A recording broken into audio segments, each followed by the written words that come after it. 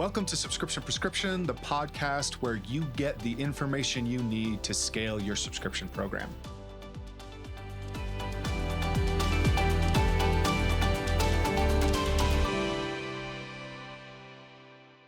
Welcome to Subscription Prescription, the podcast where we help you figure out everything related to D2C subscriptions.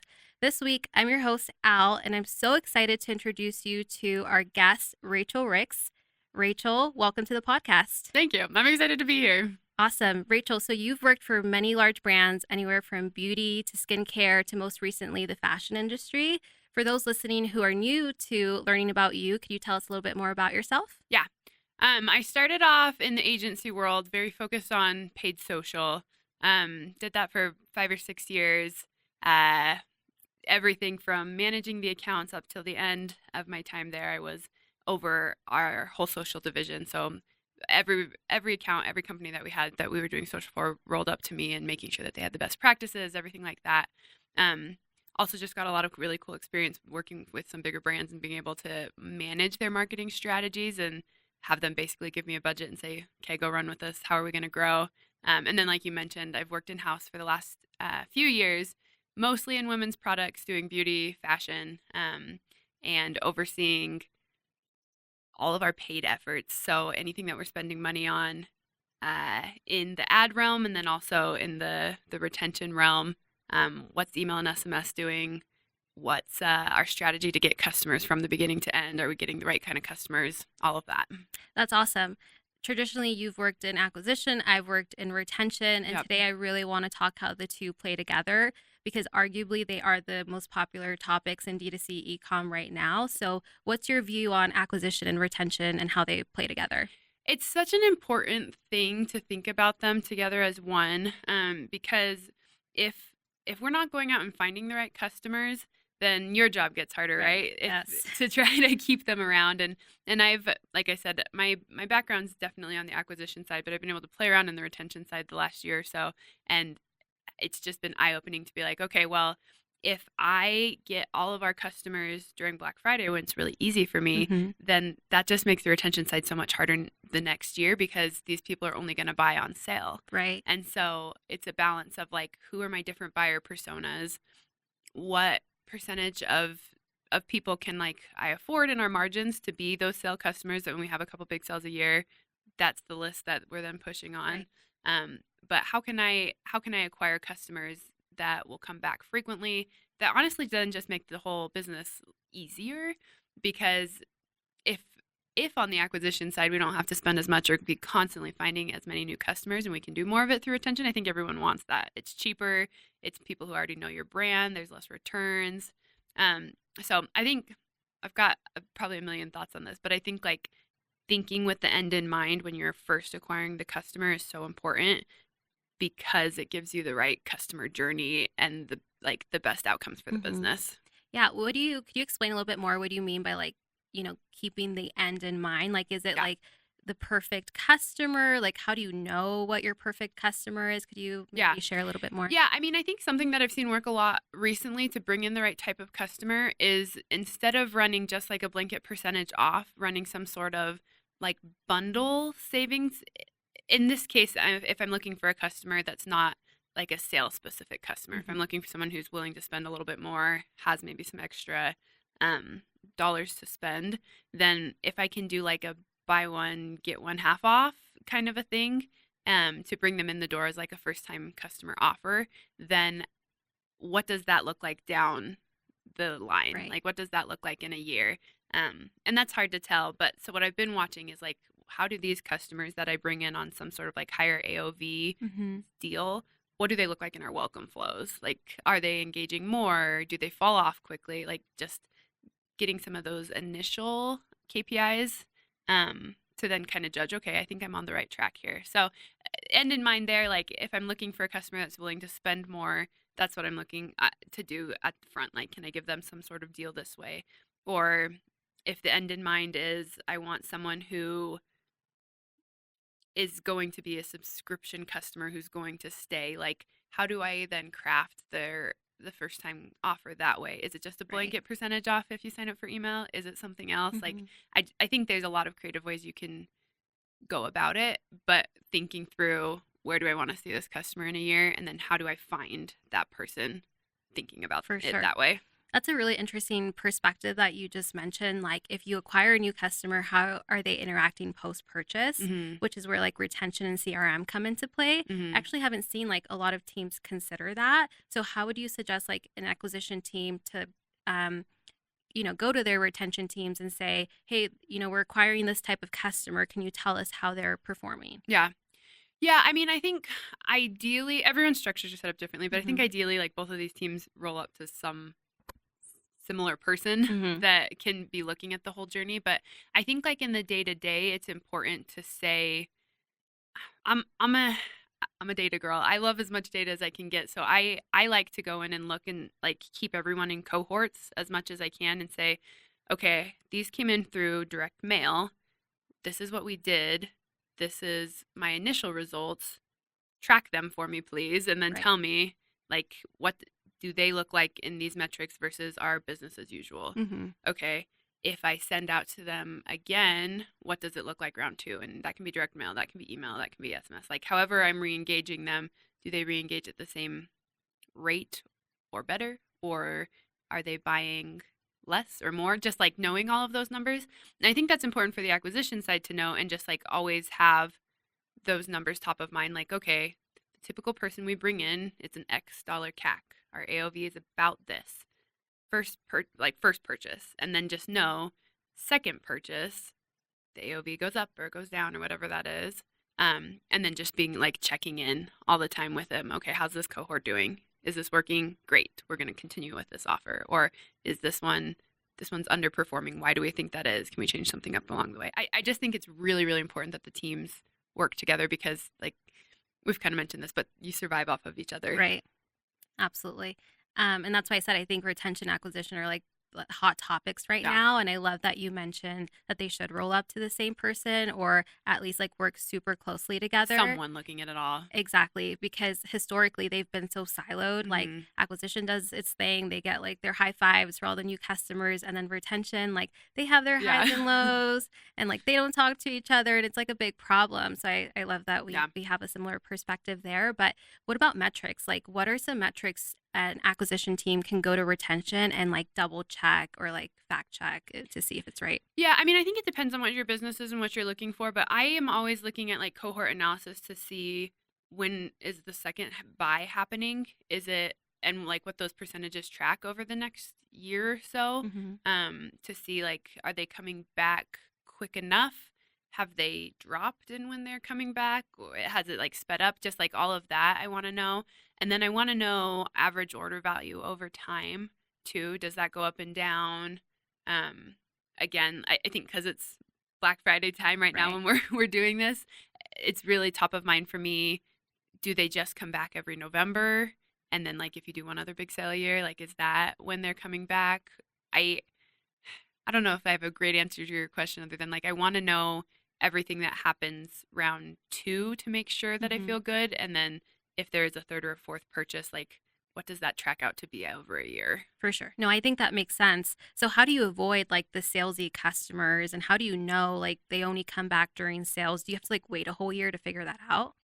I mean, I think it depends on your business, right? If this is something that's like a twice a year purchase, I think you're playing a longer game. If it's something that you can get people to purchase quicker, then you're looking at sales cycles and things like that. But I think on the front of how do you get non-sales customers, Black Friday obviously is a little bit different because I think everyone's a sale customer, right? Like I've got a list of I do too. things that I'm hoping to buy here in a couple weeks and watching all of those sales. And so I think like that's a little bit different, but just like your other sale times of the year too, I'm always a little bit cautious on exactly what we're doing. And I have our financial teams look at it for me from the perspective of how much are we giving discount wise this month, this year to new customers versus what are we doing to returning customers? And then just like playing around with the margins that way. And it'll go different ways for different businesses, but I found that like a lot of businesses are giving most of their discounts to their returning customers because that's the easy revenue pull, right? Like, oh, let's send out a discount today. But is that like training them wrong to For sure. only buy on discount. And so bringing the customers in for the first time, I try to get creative with, like, again, it's going to depend on the business, but if you don't offer free shipping, can you offer free shipping to a first-time customer? Or like I said, like some sort of bundle deal, some sort of buy this, get this, or I like telling new customers, like, we're so sure you're going to love this, that we have like very hassle-free returns. We'll take care of everything. Just like giving them some sort of guarantee up front that things are going to work out. So I think you've got to get a little bit creative, but it's an easy lever to pull to say, let's just discount this, or let's discount the site. And I found that you get a little bit better customers. I think every business wants people who will buy from them more frequently. Right. And so you can tap into that a little bit better if you're not just so blanket discount, and instead say, like, can I give an influencer a little bit higher of a percentage? Or can I put more money into my loyalty program to get people to want to come back, versus just like sending out an email blast of, here's our discount for this quarter or whatever it is. I actually wanted to ask you, like, how loyalty and subscriptions can play into acquisition. Yeah. Have you ever used those, loyalty programs or subscriptions to acquire a new customer? Loyalty is a little bit harder because usually, I mean, kind of in the name, like, they become loyal once they know Right. the product. But I've seen it done before if like the program's really good and people are talking about it well, and maybe that's an influencer play, or it's more of an organic play than an ad play, because I think you got to tell people a lot of details. Right. But I do think influencers can play a good role here to say, hey, did you know that if you're part of this program, you get free shipping for life, or you get something, I don't know what it is, but For sure. or you always get 15% off, or you earn up these things. And I think actually Facebook groups are weirdly good for this, when people are posting like, hey, I'm in this tier and I just got this. And so sometimes if you want to send new customers to like a group setting kind of a thing to get a feel for your brand, that can work out too. Subscription's fun too. You can definitely use acquisition for subscription. I think the retention side's always going to be a little bit easier once they've heard of the product, that you can say subscribe and save, or whatever that might be. But I worked for a brand for a long time that we were running front door flower subscription, which was really fun. Basically, every season you would get the seasonal flowers delivered to you, and you just had to like switch out your plants and pot them, and it was really fun. But we went from 0 subscribers to 10,000 subscribers within months. Wow. All through Facebook acquisition, which was a little bit crazy. But I think like having the right offer, and for them it was ease, right? Like, we were targeting nurses and lawyers and people who were working late hours, who had a little bit of extra money, who cared about how their front door looked, but also probably didn't have the time to like go down to their local nursery and put together these like bundles. So it definitely can work. I think you've just got to have the right offer, the right copy, talk to the right people. But that one was really cool to be a part of. And yeah, I think the ease message of the subscription was so well taken that it did really well. Yeah. I mean, 0 to 10,000 subscribers. It's crazy. Like, everyone's trying to do that. Yeah. So. I mean, it was also during COVID, so everyone was home and ready to buy. That's still a huge accomplishment. Would you agree that it's harder to convert an existing customer to a subscriber versus acquiring a subscriber? And when I mean subscriber, I mean product subscription.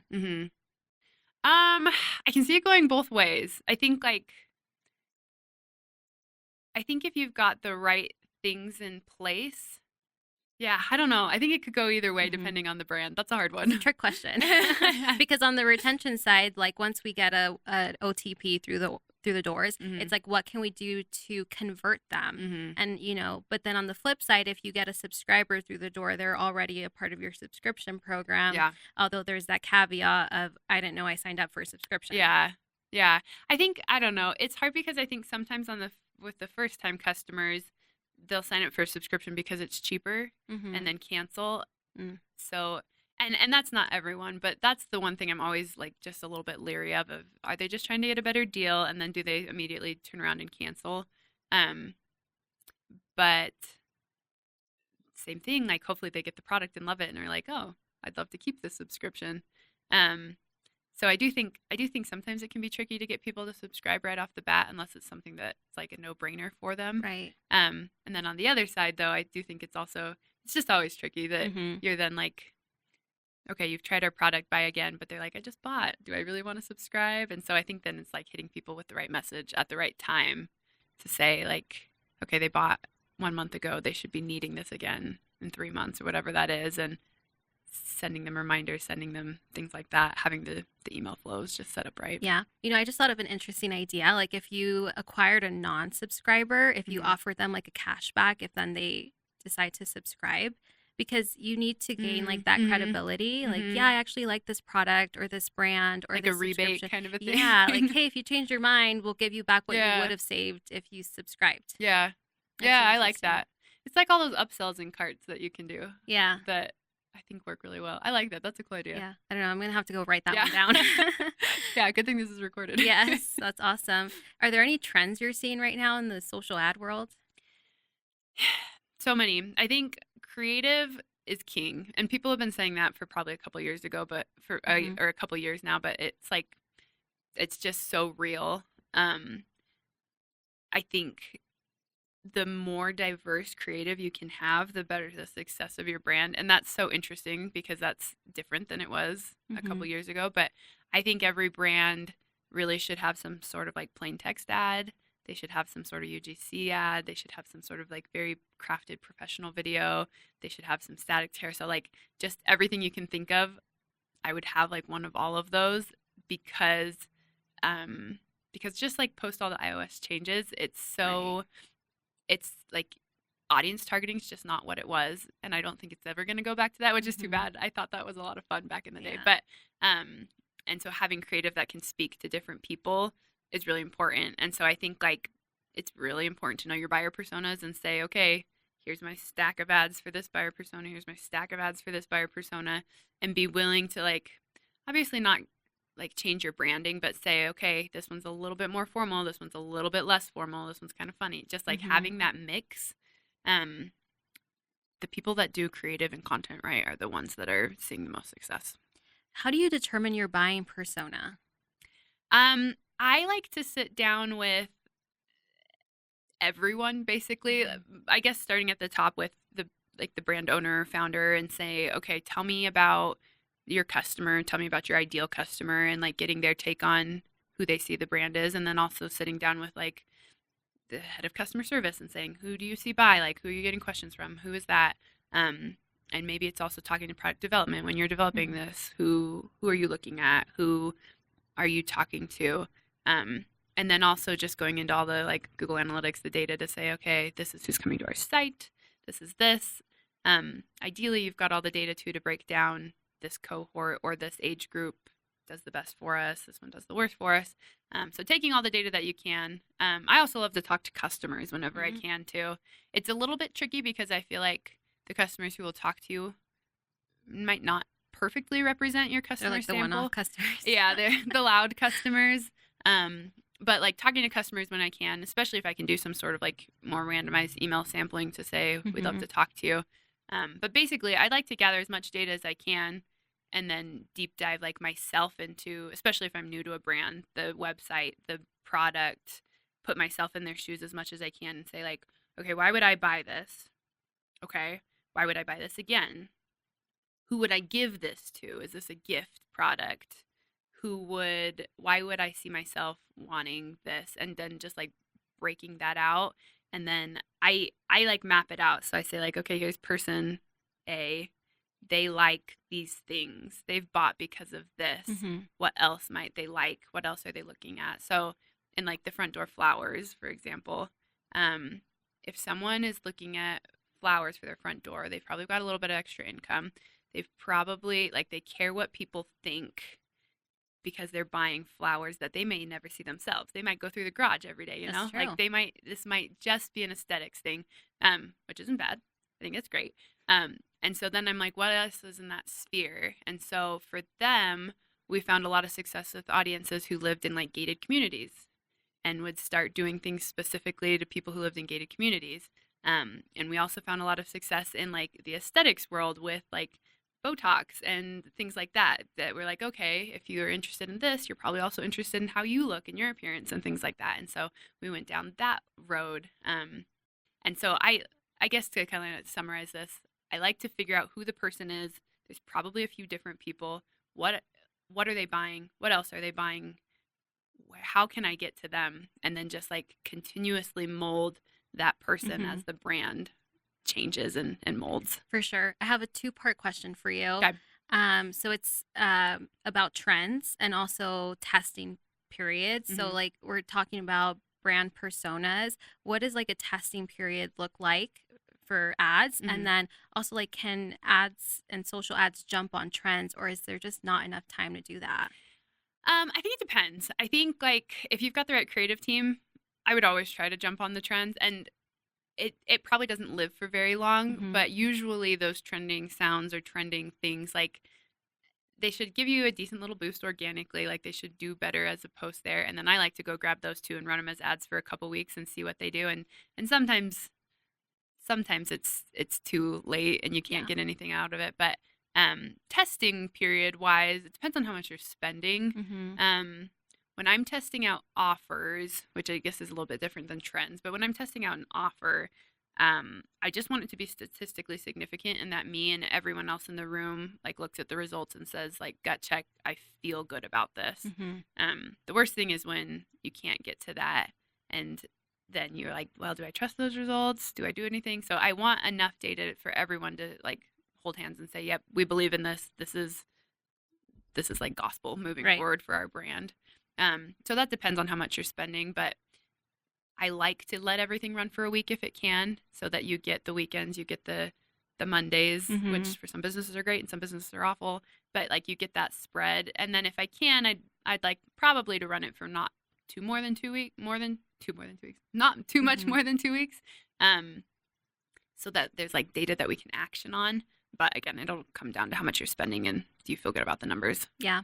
I was thinking about trends this morning for like email and SMS. It's easy for us because we just like update a subject line or, send a quick text. But for ads, it takes a little bit more time, I imagine. Yeah. I think the brands that do it best are people who have some sort of content creator in-house or can like tap on a content creator and say, this is like, I'm starting to see this trend. I'm seeing this more and more. Can you create this today? They create it, like it gets edited, turned around. And it doesn't have to be high quality. Usually things that are trending are something that like probably the content creator can also edit. Right. And so they edit that, they give it back to you, you get it up in the next day or so, and then like maybe it has a week or so to live as an ad. So if you've got the creative person or team to support it, I think it can be really powerful. Yeah.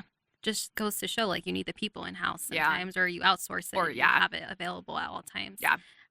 Let's take a step back and talk about influencers in the social ad world. How have you seen influencers impact ads, and do you see it as like a positive thing, or what does it look like? Yeah, I think influencers can be really powerful. Even just like anytime I can, I'll ask for the rights to whitelist, and not even necessarily sending it to their followers specifically. Hopefully they are doing that. And if we need to, we'll put some money to get it to all of their followers, but just having like the handle not be the brand's handle sometimes is what the person needs. So I think that goes back to like ad diversity.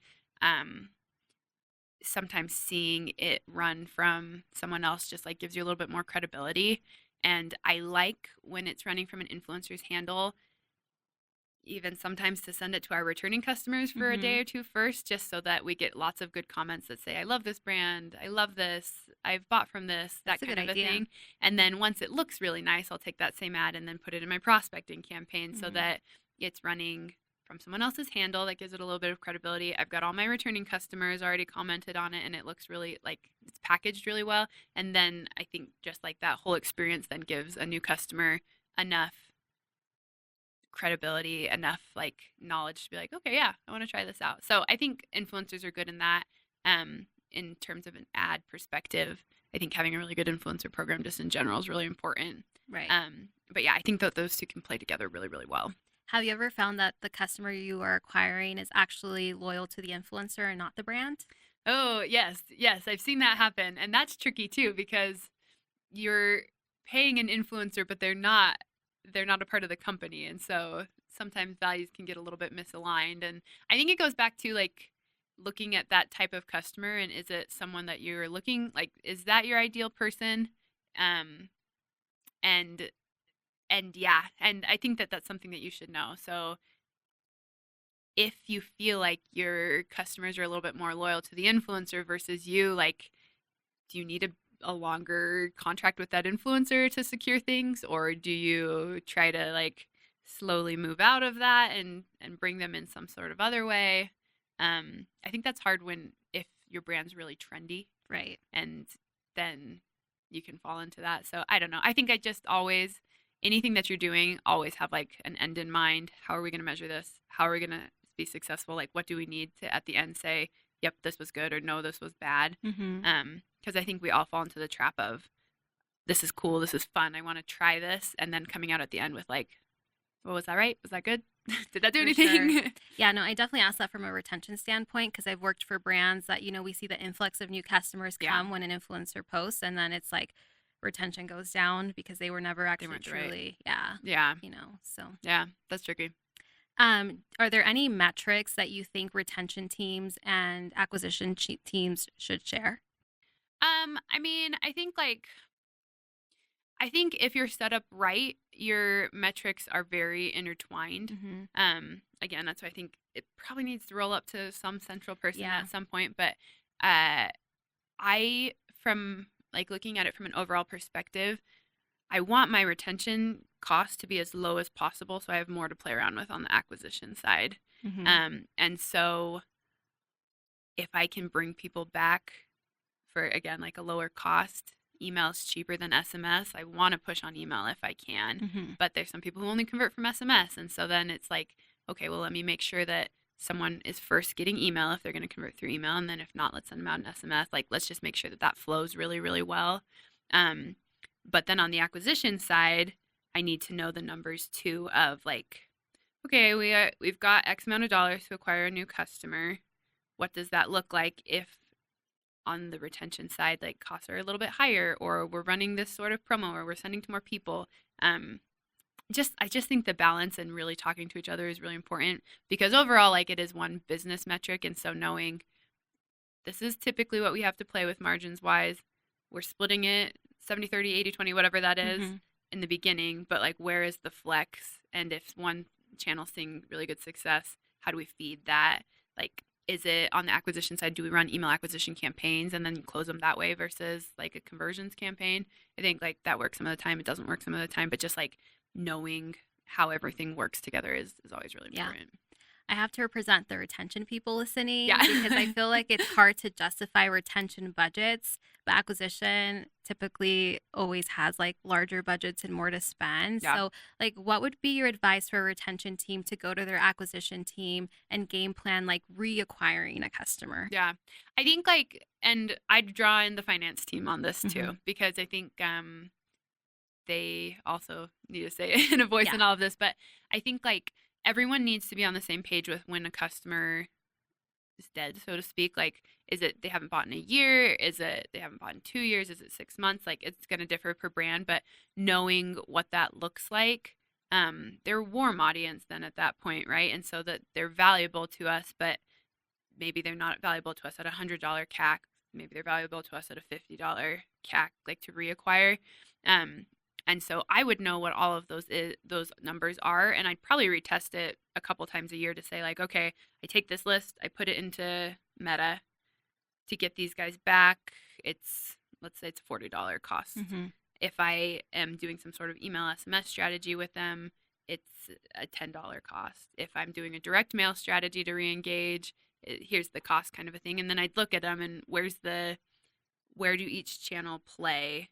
I think typically email SMS is going to be cheaper, and so we probably should put more money into that to get them back. But then there's going to be people who have unsubscribed from email, right? Or will never open those. And so making sure those lists are feeding back into like social so that they can be retargeted there, or maybe it's like a direct mail kind of a thing. And just, so I guess like maybe the wrapping up answer to that is I would know your numbers and know where everything plays. And then I would either quarterly or like semi-annually have tests going in all of these so that everyone can bring numbers to the table and say, okay, here's how we will best work together as a business. Yeah, no, that makes sense. And I've been wondering too, I've been dying to ask you this. Do you think negative CM is justifiable at all? It depends on the business. I mean, I think like if the numbers make sense, yes, if the person's going to come back. Mm-hmm. I'm coming right out of a lot of the businesses I've worked with recently have been fashion, where I would say no, because of the costs that go into it, but some margins just make sense. Right. I don't know. I think it just depends. No, again, representing retention. Yeah. We always, we have those 100-day CM goals or whatever, and it's always so hard when you bring in a customer at a negative CM. So. Yeah. Okay, so I want to end on a high note. What would be your number one tip to anybody listening today? They have a retention team, an acquisition team. What's your tip for them, or something that you would recommend they start doing today? I think something that has been really impactful for me, I would say like this last quarter in working with a bunch of different businesses, has been getting on the same page with what questions you want to answer as a business, and sitting down with like the executive team or the board or whoever that is and saying like, what is something you really want to know? And then getting together both teams and saying, how are we going to answer this? So an example of that is like, what is the impact of final sale on a customer? Like, what should our returns policy be? Might be a business question that people are asking. And then saying, okay, how do I figure this out? Let's run this in email. You can set up some really cool tests, like with offers and it being, I would set up like maybe probably a 3-way split of here's X percentage off normal return policy. Here's X percentage off final sale. Here's a little bit higher of a percentage off final sale. Because typically if something's final sale, you have more margin to play around with. Right. And then do the same thing on the ad side. It's easiest in a lot of cases through Facebook, Instagram. That's why I keep saying that. But you could do it through Google. You could do it through TikTok too. And just like setting up those tests and then coming back together as like one big team to say, okay, here are all the data points we've gathered. Here's what we've learned. Here, again, drawing in the finance team. In this scenario, we are bringing in more profit. In this scenario, we're bringing in more revenue. Hopefully every once in a while you get a unicorn that you're bringing in more profit and more revenue. Anyways, I think like that's really empowering as a team to come back and say like, here's these tests that we've run. Here is what we've come up with. We've answered this business question for you, and then be able to say, here's next steps from it. So we've learned this about our customer. And sometimes, often, I think you'll learn different things about different customers. Like your loyalty program will probably respond differently than a new customer kind of a thing. But here's what we've learned about our customers. Here's what we're doing as a result of this. As a result, our Black Friday sale is going to be this. As a result, we're going to spend more in this channel as a result. And anyways, I think just like being able to come together, find those really cool wins, like gets everyone excited, and then hopefully helps the business too. Yeah. So basically lock your retention and acquisition teams in a room and, yes, and make them talk. Yes. Okay, awesome. Well, Rachel, this was so fun. We definitely learned a lot today, and I know our listeners are going to love everything you brought to the table. So thank you for being here. Oh, thank you for having me. It's fun. That's it for today. Thank you for tuning in. Please subscribe so that you can get notified when new episodes come out each week on Tuesdays.